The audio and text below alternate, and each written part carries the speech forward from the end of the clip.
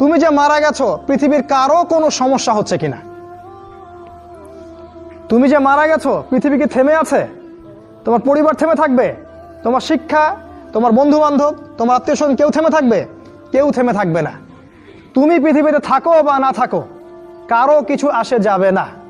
আল্লাহ পাক তোমাকে যে পৃথিবীতে রেখেছেন একটা সুযোগ খালি দিয়েছেন, যাতে তুমি আল্লাহর দ্বীনের জন্য কিছু করতে পারো। এটাই আল্লাহ তোমার কাছে চান, আর কিচ্ছু চান না। আর কিচ্ছু আল্লাহ তোমার কাছে চান না। আল্লাহ চান তুমি একজন ভালো মানুষ হও, ভালো মুসলিম হও এবং দ্বীনের জন্য কিছু খেদমত করে পৃথিবী থেকে বিদায় নাও। এই দিন তুমি ছাড়াও বিজয়ী হবে ইনশাআল্লাহ। তুমি থাকো বা না থাকো, এই দিন কিন্তু বিজয়ী হবেই। হয় তোমাকে নিয়ে হবে অথবা তোমাকে ছাড়াই হবে। জীবনের উদ্দেশ্য ফিক্স করো। জীবনের উদ্দেশ্য একটাই, জান্নাত। জান্নাত পাওয়ার জন্য যা করা দরকার তাই করতে হবে।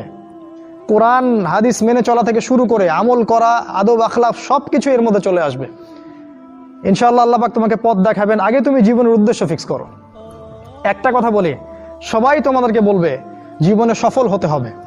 অনেক কথা আমি বলছি আমার ব্যক্তিগত অভিজ্ঞতা থেকেই বলছি। আল্লাহ পাক আলহামদুলিল্লাহ ফার্স্ট সেকেন্ড ছাড়া রেজাল্ট আমাদের হতো না। যখন থেকে আমরা বুঝতে পেরেছি যে ট্র্যাকে আমরা যাচ্ছি সেই ট্র্যাকটা ভুল, সেই ট্র্যাকটা ভুল, এই বুঝটা যখন থেকে আসছে আমাদের মধ্যে, আমরা চেষ্টা করছি অন্যদেরকে